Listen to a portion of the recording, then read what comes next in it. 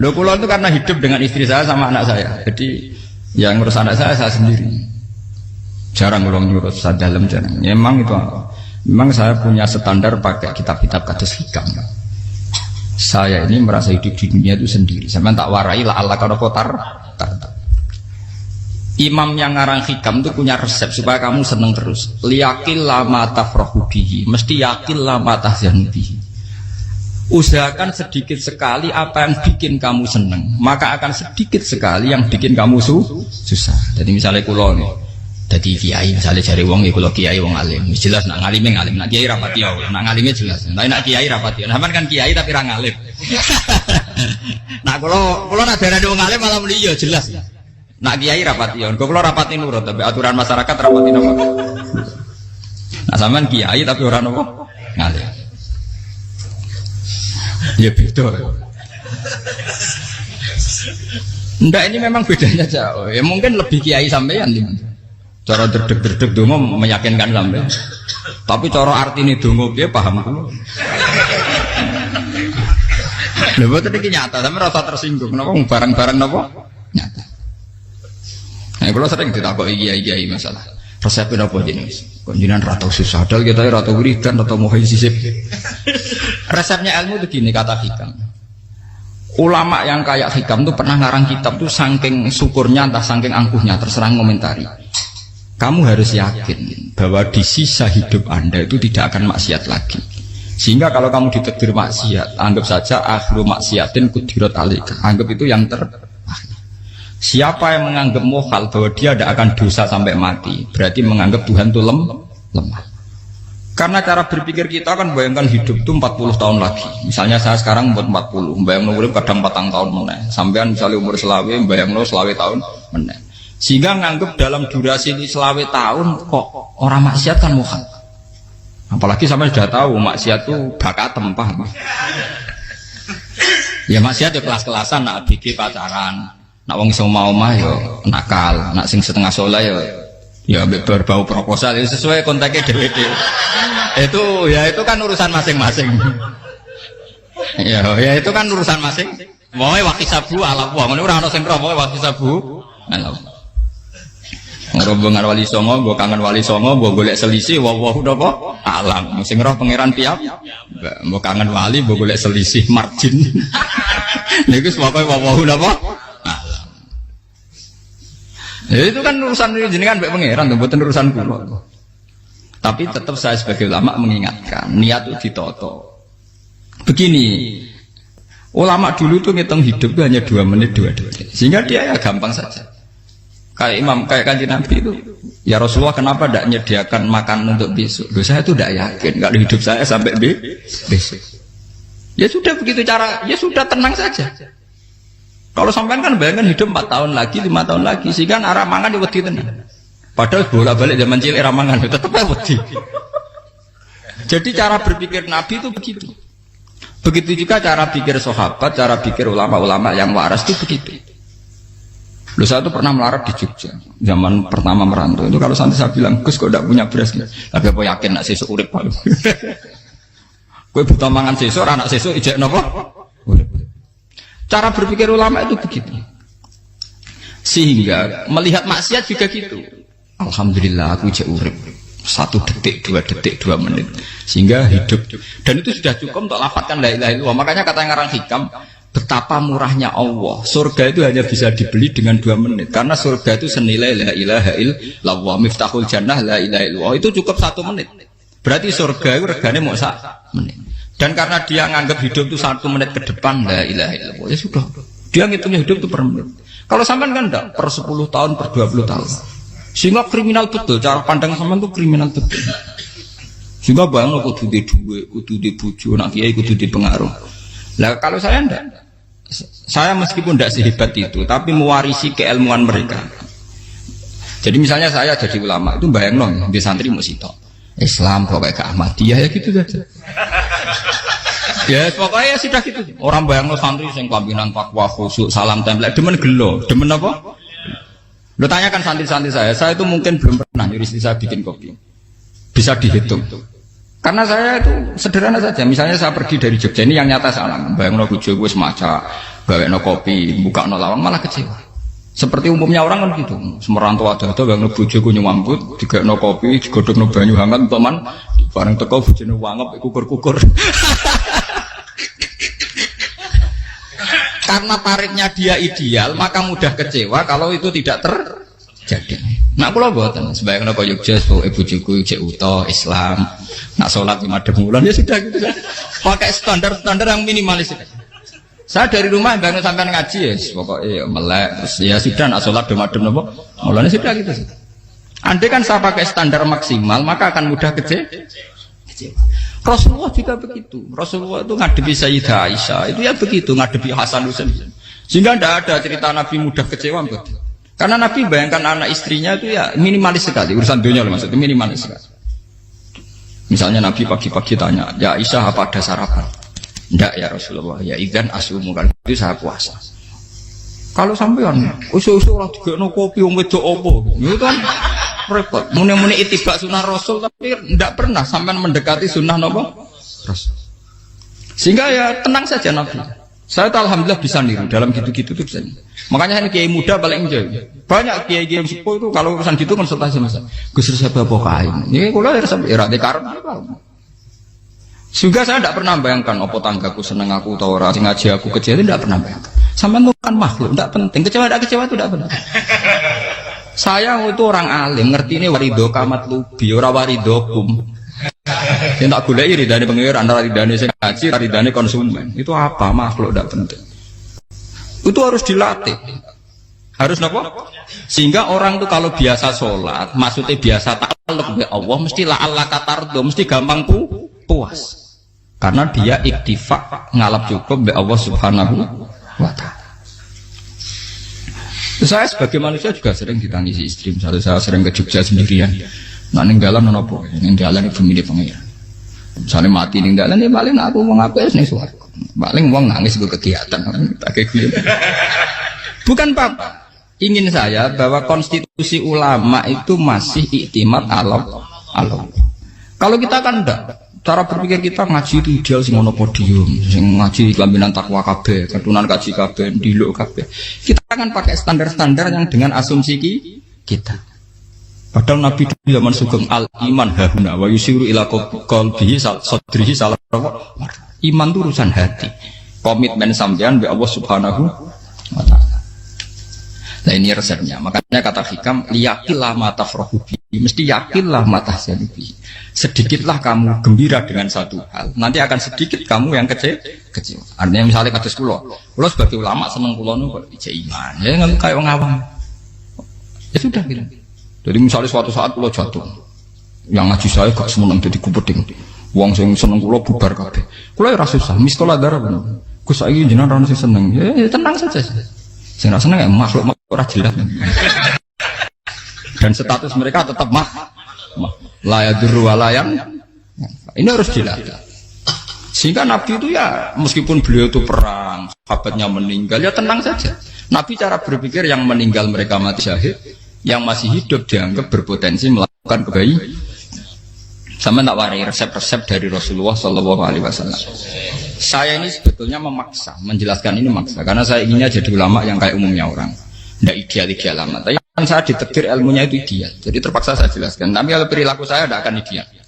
Soalnya ngawur, saake mari hufuri pengiran nganggur bolak-balik cerita. Ada seorang wali, karena dia wali itu doa di multazam, ya Allah, saya ini minta satu hal. Karena dia wali maka tidak minta uang, tidak minta jabatan, minta engkau takdir saya tidak pernah maksiat. Itu kan bagus sekali. Minta doa ditakdir gak maksiat kan ada. Dari pengiran malah Syafi'i. Fa'ena ada ukufran. Karena tahu maksiat malah sifat ghafurku tak ada kok endi. Gamare pengiran ini sifat ghafurku rak nganggur. Malah tidak ada orang selain Nabi kecuali ditakdir tahu maksiat. Dan sifat ghafuri pengiran efektif. Paham apa? Lara sampean kan ghafure kok nggo kabeh. Dadi karek sadidul ikop. Karena maksiate sampean sering.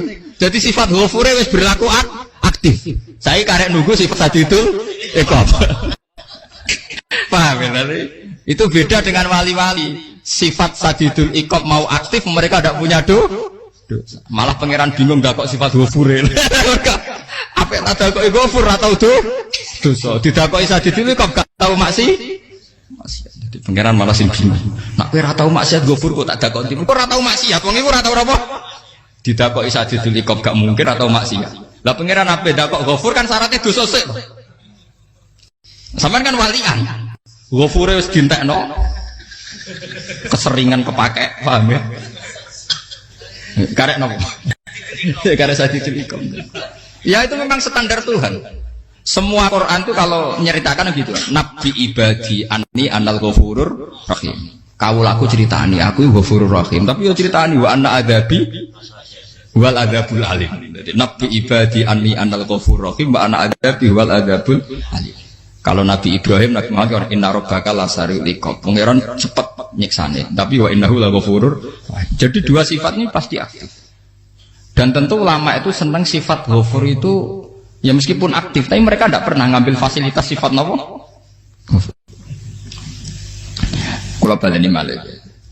Sehingga kayak Sayyidina Umar radhiyallahu anhu ketika beliau pertama jadi khalifah, ini cerita di kitab Hayati Sahabat. Pertama dia jadi khalifah, orang mengira dia akan ngomong hal-hal yang besar, visi besar tentang negara, visi besar tentang izzatil Islam wal muslim. Tapi ketika Umar pertama pidato begini, ayuhal muslimun ayuhan nas, ana, dari kata Sayyidina Umar, ana gulamun min bani Makhzum, akulu min kholati. Saya ini pemuda dari Bani Makhzum. Kecil saya bisa makan karena bulik-bulik saya punya kebun kurma yang kalau saya memanen diopahi beberapa biji dan itu menjadi kuti wahayati, menjadi saya bisa hidup. Terus wassalamualaikum warahmatullahi wabarakatuh. Orang itu penasaran semua. Orang jadi khalifah pertama dibendem jadi Amirul Mukminin, pidatonya ngenang masa kecilnya ra kelar mangan, kelare mangan mergo buruh bulike. Paham ya? Ngondoh kurma terus dikai tamarotin, beberapa kurma sing dadekno iso. Dan itu saya pakai sampai ketemu Allah Subhanahu wa taala saya pakai. Misalnya sekarang saya mulya, misalnya kalau dibilang mulya ya ana sing nyucup, ana sing husnudzon, ana sing hormat, macam-macam sawangane.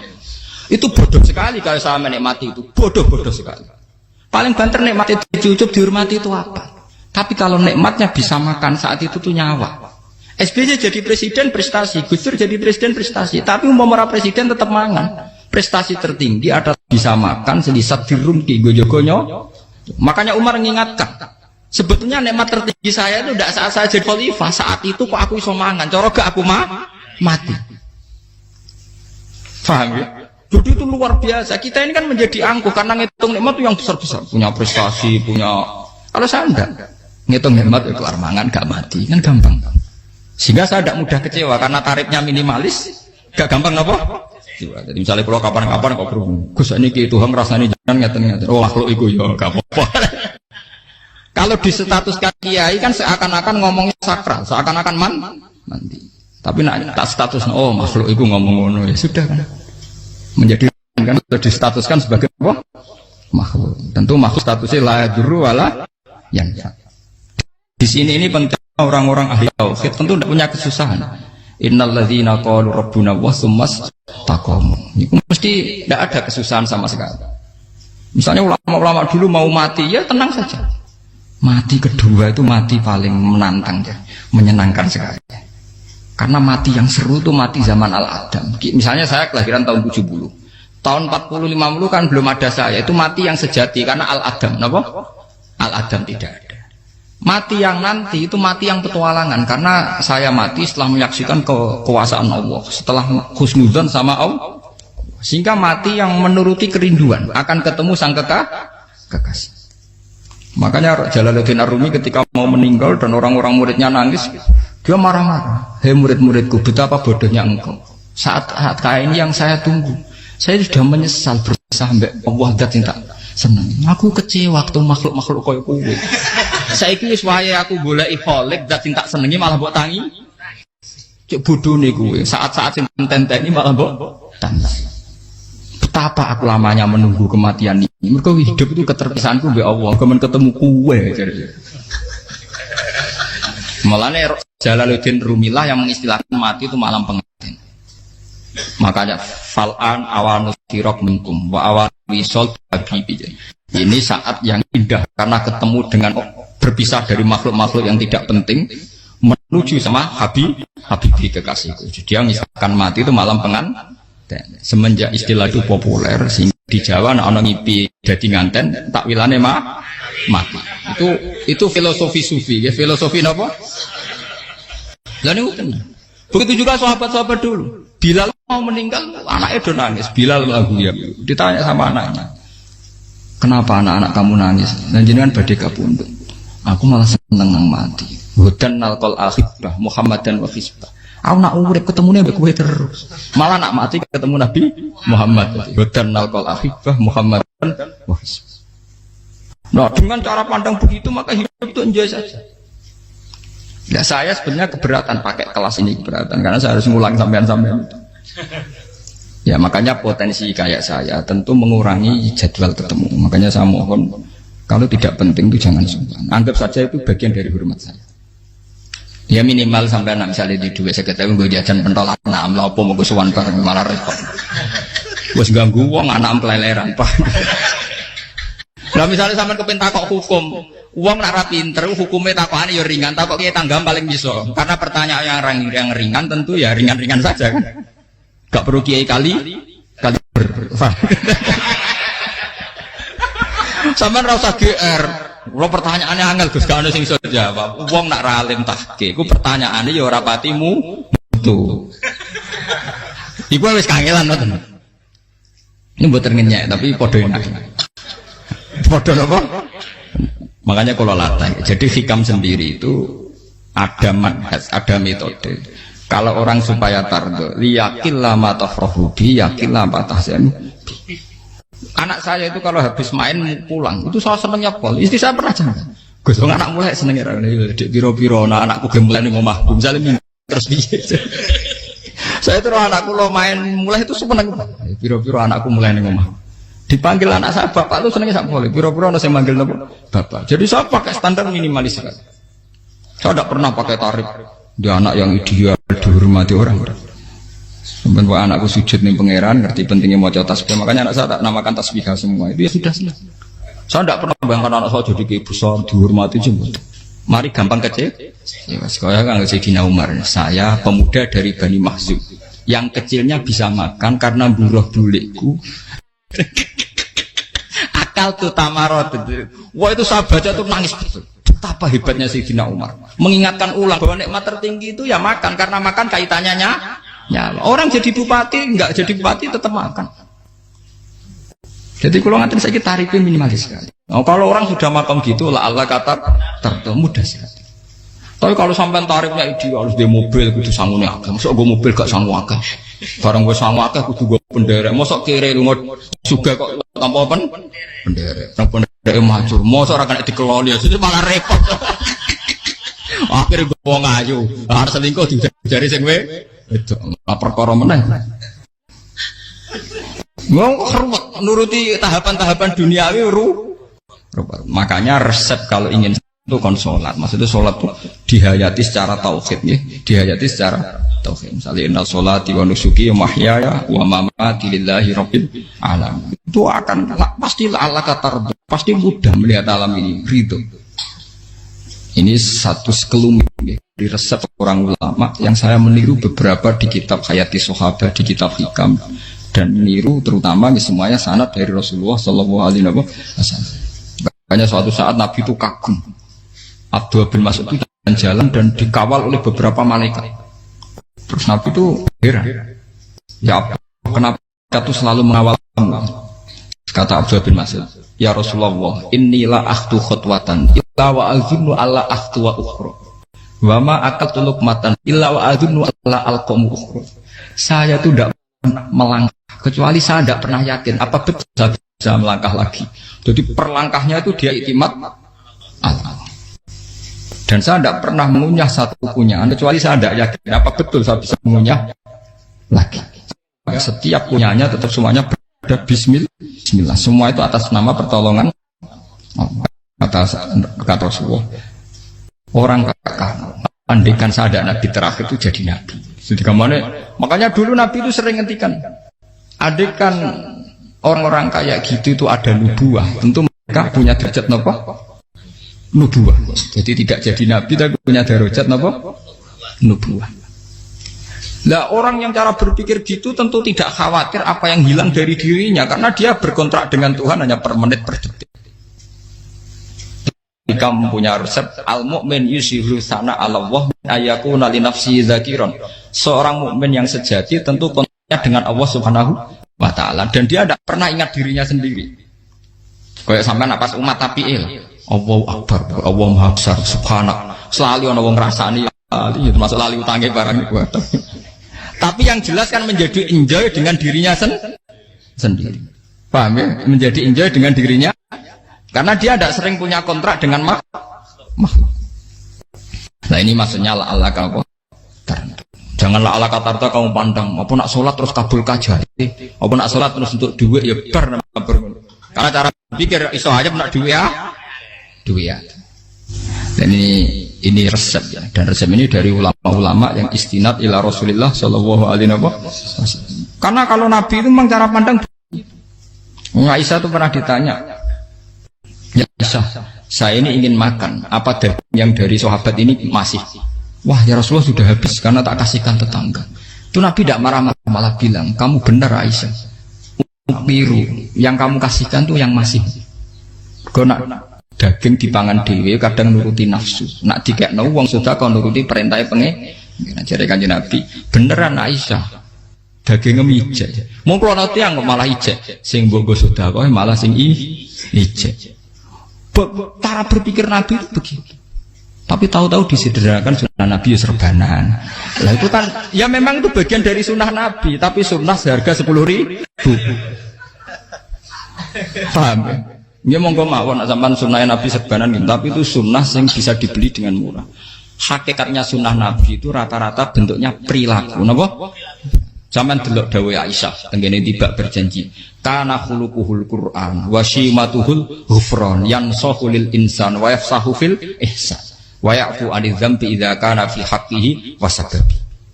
Kana khuluquhul Qur'an, Nabi ku akhlak dasare wis kaya Quran plek. Urusane akhlak. Wasimatuhul ghufron, ciri utama sifatnya Nabi gampang nyepuro. Yansahu lil insan, dan Nabi punya niat baik pada seluruh manusia. Wa yafsahu fil ihsan, sering melakukan ihsan. Dan sunnah Nabi ngoten kan luwih sering kula Quran wis hafal mulang. Wasimatuhul ghufron kula gampang nyepuro, sampeyan ngaji angop ora tau tamu. Yansahu lil insan, kula bedina nate tiyang mulang. Wayah sahufil ihsan tak gawe gampang. Kula mulai ora tau itu sakmene kudu podium kudu wong dilo ya ora. Pokoke akhir kiamat dia ya madhep mulon ya sudah. Loh itu kan dawuh Aisyah ketika ditanya kaifa kana khuluqu Rasulillah. Dan itu semua dijawab oleh ahwal, oleh sebuah perilaku. Ndak ada Aisyah jawab nganggo atribut. Oh Nabi itu jubahan serbanan, tidak ada itu. Memang sunnah ya, satu itu sunnah kan jangan salah paham ya. Tapi itu sunnah yang tidak dijawab oleh Aisyah. Sunnah yang sampean jawab sendiri, paham? Aisyah yang istrinya Rasulullah ketika ditanya kaifa kana khuluqu Rasulillah, beliau jawab kana khuluquhul Qur'an wa simatuhul ghufran yansahu lil insan wa yafsahu fil ihsan. Semuanya akhwal wa ya'fu 'anil dzambi idza kana fi haqqihi wa sababi wa idza dia haqqu wa lam yakun li ahadi marra'ahu badihatan haba wa idza ta'ahul miskinu ajaba yaqulul haqqa walau kana murra wa la yutmiru lil muslimin hisau wala. Semuanya itu akhwal, satu perilaku sosial. Saya mengakui kalau serbanan sunat. Ya saya ngakui. Tapi sunnah harus karena saya mewakili yang akhwal tadi yang apa? Lah mungkin untuk sampeyan monggo kalau untuk ngisi sunnah. Tapi mbok ya adil itu. Ini bukan kritik mboten nggih. Yang meyakini serban sunat kan sudah banyak dan itu bagus.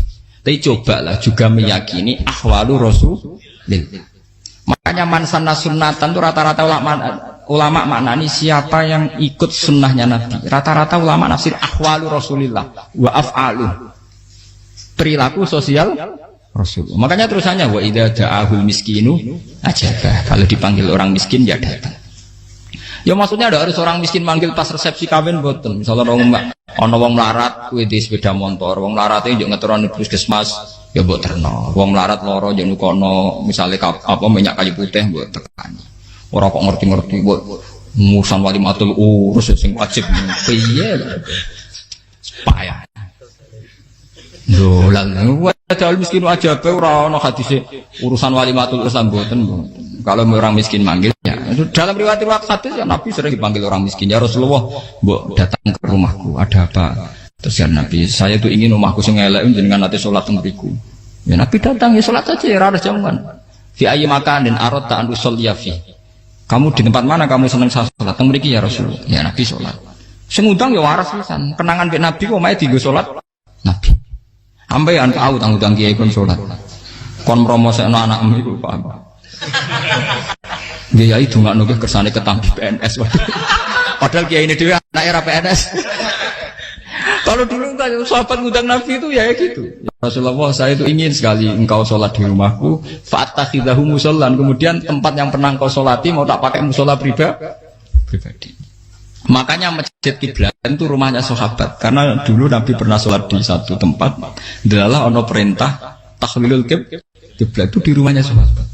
Sahabat dulu itu kalau ngaturi Nabi itu kenanya ingin Nabi pernah sholat di situ. Nah, ilmu ngeten ini mentek. Ya untungnya ten kula, dadi ono sing eling-eling ya, Bang. Teman-teman kudu syukur ya, artinya syukur ya. Orang kayak saya itu tidak usah sampean dikte-dikte ngikuti hukum adat. Kalau ngoten sampean gelo mergo kula ora iso teko, kula ya gelo perkarane ulama kok mbok atur. Makanya saya sering guyon cerita, saya itu kalau di pasar Pandangan dulu tuh anyaran boyong sering di pasar, ditanya sama Gus wong alim kok di pasar. Piye? Aneh tuh. Ya aneh kuwi. Aneh piye? Bodohnya wong alim. Kadang masyarakat tuh tidak sadar keanehan dirinya sendiri. Mereka enak saja merasa kalau orang alim ke pasar itu aneh. Mereka tidak sadar orang bodohnya wong alim ya aneh. Enak saja mereka mikir sepi.